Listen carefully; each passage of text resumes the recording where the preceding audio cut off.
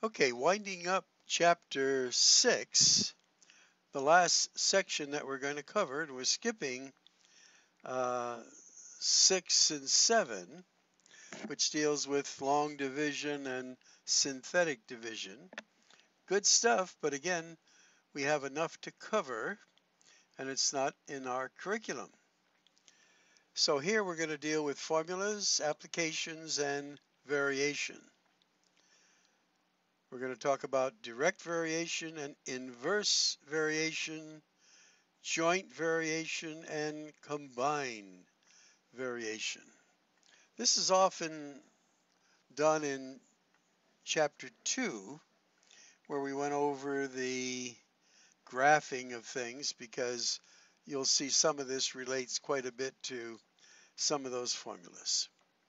Okay, so we say that formulas are just a little way of organizing data so we can work things out. Uh, Mathematics is the underlying area of science, believe it or not, and it's the language of science in a sense. So, okay. So sometimes we're asked to find a specific letter of a formula, as we see in our first example here. So here's the formula used to determine resistance if two resistors, R sub 1, R sub 2, solve for the letter R sub 1. Okay, well, I can do that for you. They have it done there in our textbook as well. But what I would do, again, you're going to multiply each of these by the lowest common denominator, which is capital R, R sub 1, and R sub 2. Now, when you do that, here the R's cancel out, so you get R sub 1, R sub 2, canceling out the R's. Then equals, you're going to cancel out the R sub 1 over here, and you're left with capital R, R sub 2, plus, now you cancel out the R sub 2, and you're left with capital R, R sub 1. And they want us to solve for R sub 1. In fact, let me write that in red here. We want to solve for this letter, R sub 1. Now notice we have an R sub 1 on this side and an R sub 1 on this side. So what we want to do is get them all over to one side. So we have R sub 1, R sub 2. Transpose that, it becomes a negative on the other side. Capital R, R sub 1, equals what's left on this side, R, R sub 2. So all I've done in this next step is take this term, which contained an R sub 1, moved it over to the other side, true, transposition. Now, notice I have an R sub 1 here and an R sub 1. To get that out of two terms, I have to factor it out. So R sub 1, and then I have an R sub 2 minus R equals R, R sub 2. And then now what I'm going to do is divide both sides by this to get it out of there, so I'm left with the R sub 1.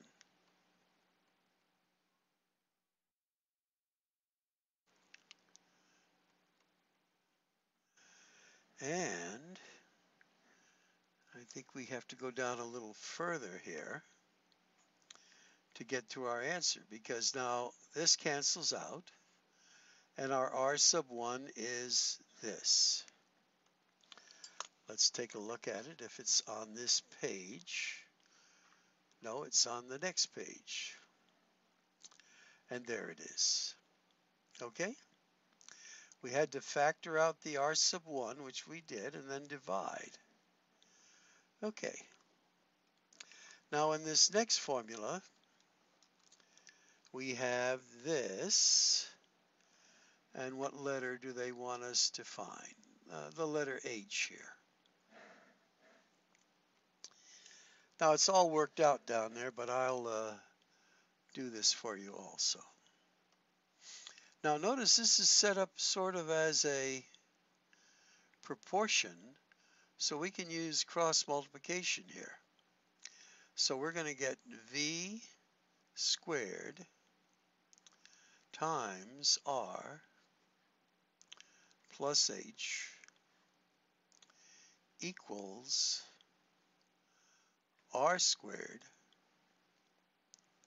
cross multiplying times, I can put the 2 out here, 2G.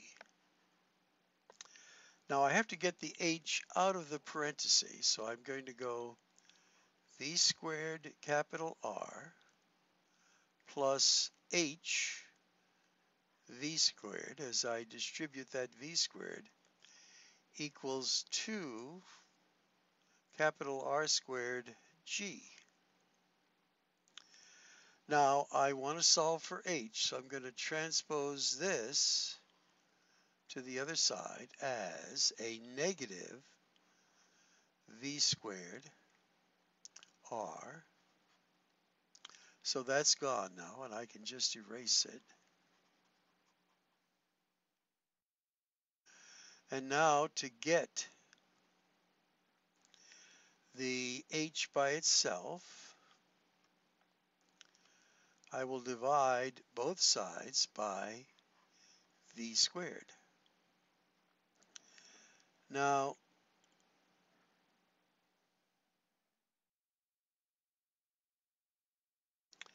I could put this all over V squared, or I could put V squared under each of these terms, and here the V squareds would cancel out. So I could have it all over V squared, or if I put the V squared under each of the terms, here the V squared cancels out. And let's see what they've done. Yes, they canceled out that other V squared there. Okay? All right, example 3. In the acoustic formula, they want us to solve for the letter S. Okay, same type of thing going on. Now, you can think of this as being over 1, and we can just cross multiply. So we get F, and I'm going to just do the multiplication, Fs plus Fv. I'm going to cross multiplying, and that equals Sg. And again, we want to solve for the S, so I'll move the F of S. Going to move that, well actually I'm going to move, I think I'll move this one over to this side here. So take a step back here. So I want to get the S's on the same side. There's a couple of ways to do this. Transpose that. On this side it becomes a negative F of S. Now this is gone. And I want to factor out the S.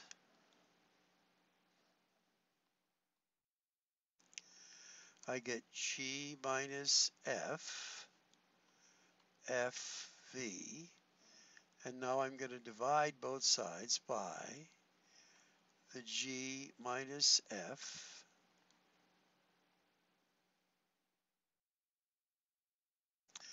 These cancel out, and that's what S equals.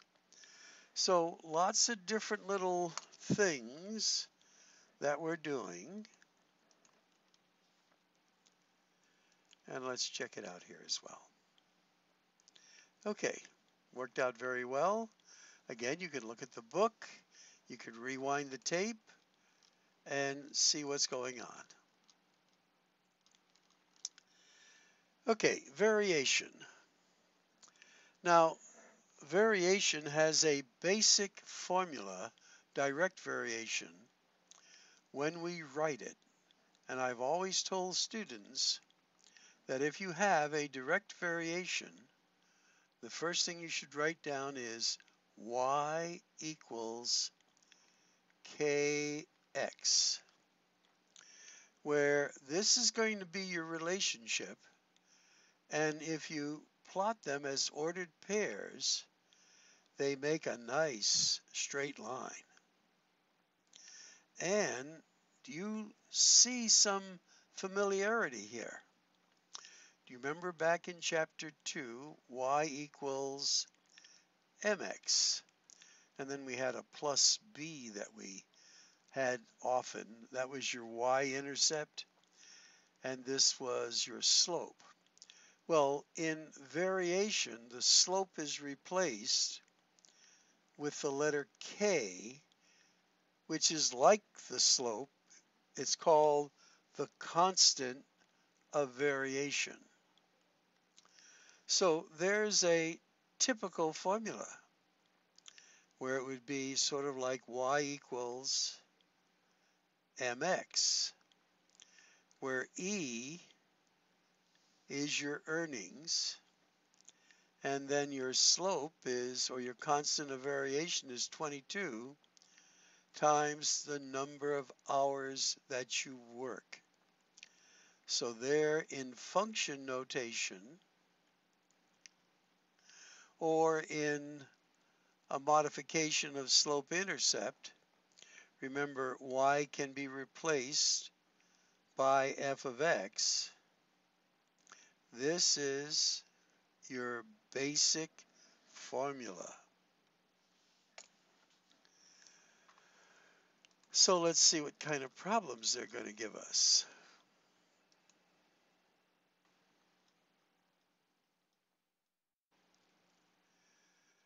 So find the variation and constant and the equation of variation if y varies directly as x. Okay, that's a very, very typical example they're going to give you. So we know it's direct variation, so we're going to write the formula. Y equals kx. Now the next thing you do is we substitute for y, 32,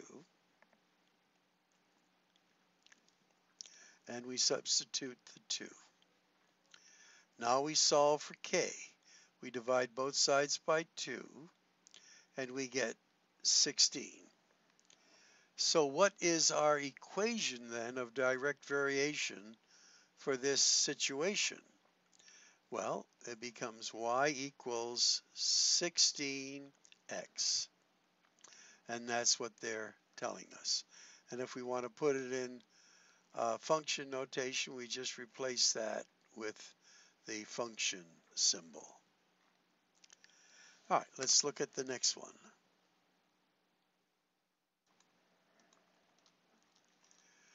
Ocean waves. Now the speed, v, of a train of ocean waves varies directly as the swell period, which is measured in t, or time, between successive waves. Waves with a swell period of 12 seconds are traveling at 21 miles per hour. How fast are waves traveling that have a swell period of 20 seconds? Well, again, since this is direct variation, I would suggest, just for practice, you write the formula y equals kx. But now we're going to use their letters. It's going to be v, which is for train of ocean waves, equals k, and the time. What we need to find out is the constant of variation. So we're saying if the speed, which is 21 miles, we put that there, put our k as constant of variation 12 seconds, we put that there. We're going to divide both sides by 12, and we find then our k is 21/12, and they have that down here too. So let's go to what they're showing us. Since we have the idea. So we find then that our k, our constant of variation, is 1.75.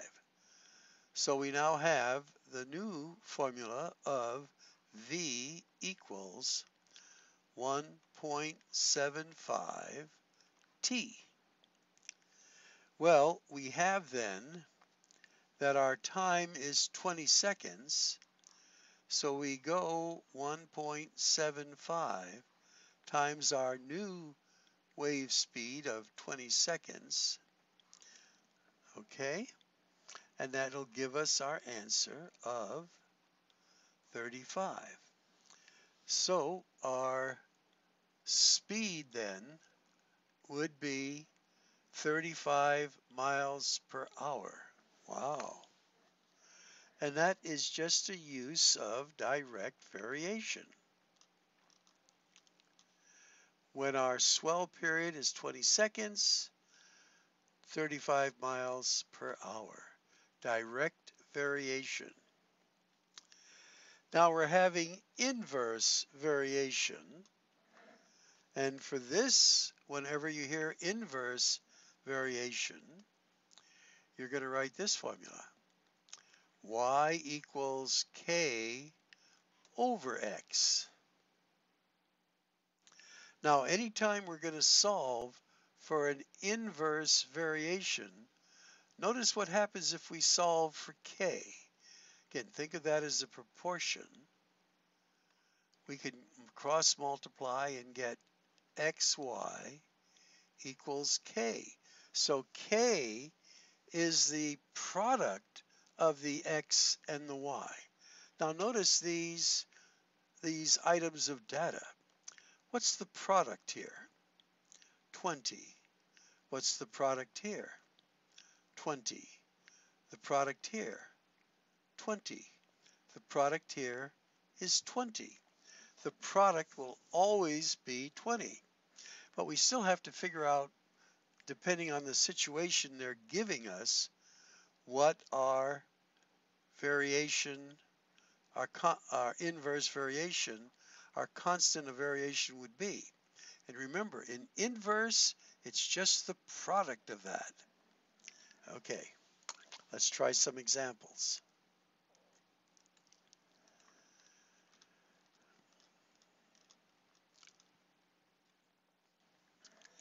Now here they're saying, find the variation constant and the equation of variation if y varies inversely. So your basic formula would be y equals k over x. Now we know that y is 32. We don't know k, but we know our x is 0.2. So when we just cross multiply, we get k equals 6.4. So our equation of inverse variation then is written y equals 6.4 over x. and then they're going to ask us to do things with it.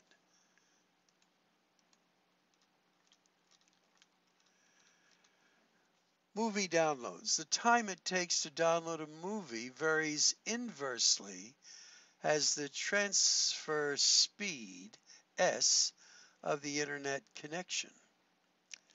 So again, they're saying it's an inverse variation. So it's y equals k over x. But we're going to use the letters they give us. T is k over internet speed. So we're just going to multiply then 48 minutes. This will be k over 48. Oh, wait a minute. We got the numbers reversed here. This time is 48 minutes. Really doesn't make a lot of difference because the product's going to be the same, but we want to put them in the right place. And there's the speed, 256. Okay, so let's pause. I'll use my calculator. So there's our results of cross multiplying these. That's what k is. We put that in our formula up here. And then if we have a very slow speed of 32, we divide 32 in there, and we see it's almost 400 minutes. So that would take a long time. Let's check it out.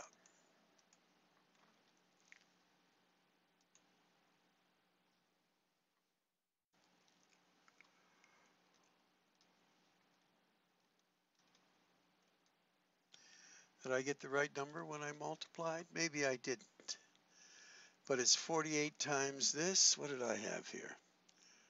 265. Oh, I reversed the numbers. Sorry about that. Got to check your work here. Yeah, it's this number divided by 32. It's a little faster. So 384 minutes. And I was being a little too quick on that. Okay, let's go on to joint variation. When a variable varies directly with more than one other variable, we say there is a joint variation. And a basic formula for joint variation is y equals kx z. So this part would be your direct. But when we add another into the mix, we just add another letter. So here it is volume, and then P would be your K value.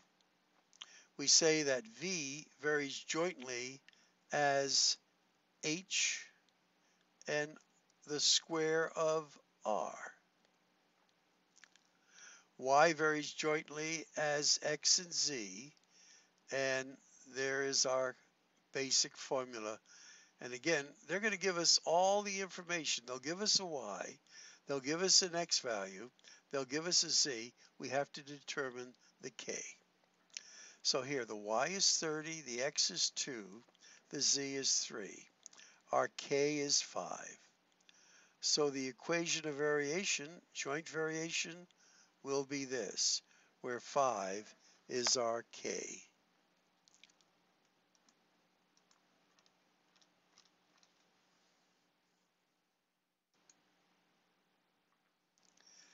So now when we have joint or jointly, you might have something like this.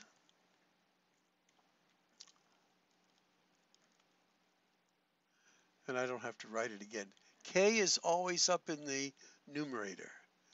It'll be directly related to, let's say, X and Z, but inversely related as the square of W.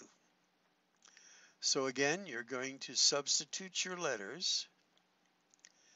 You're still trying to find out what K is. Here you're going to divide both sides by 15, we get K.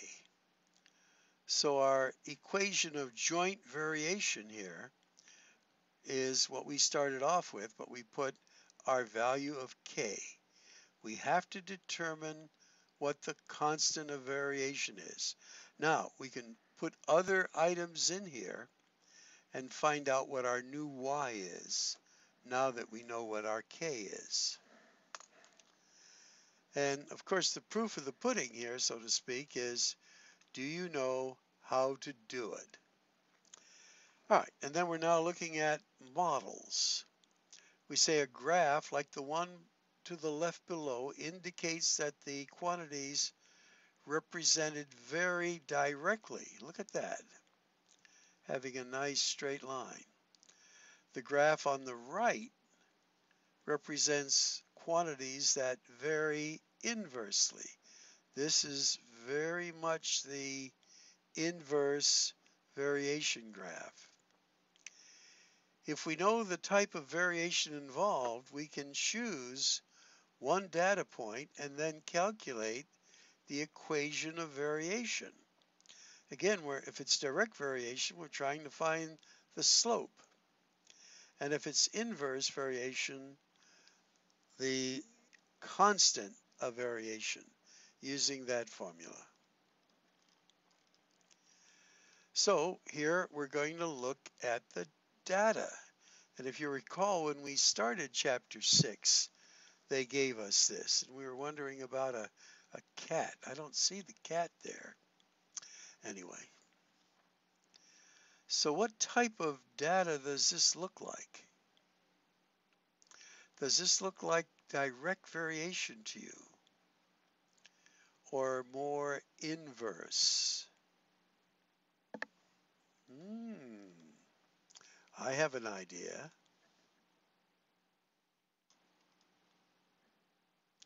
Well, when you graph it, notice it's sort of, let me make a little line here.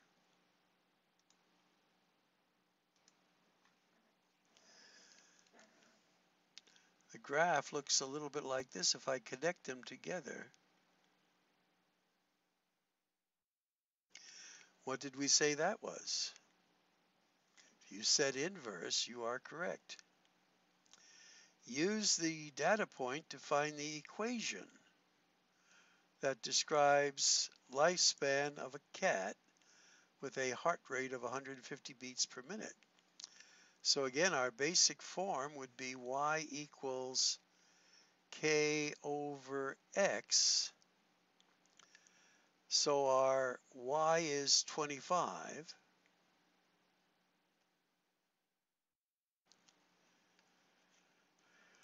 Our x is 70.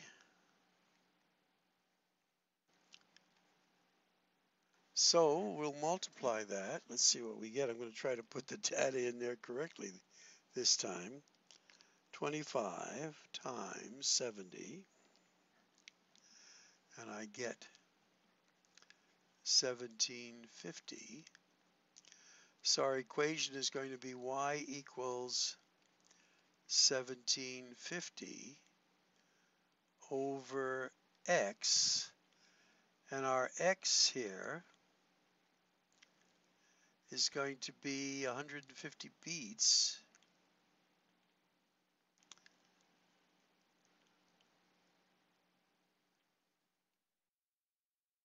So we'll divide that by 150, and we get y, or lifespan, is about 11 2/3 years.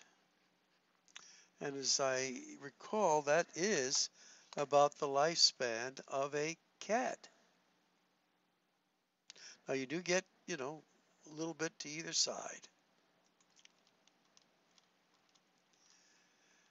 And that's what we've done. So about 11 2/3 years. Okay, so there's the graph of it with a graphing calculator, and that'll wind up our section 8. Again, preparing for the test, we have exercises that you'll be doing as practice and your QuizMes. Again, you want to work on mastery, getting your QuizMe so I can give you a nice good grade. All right, we'll sign off.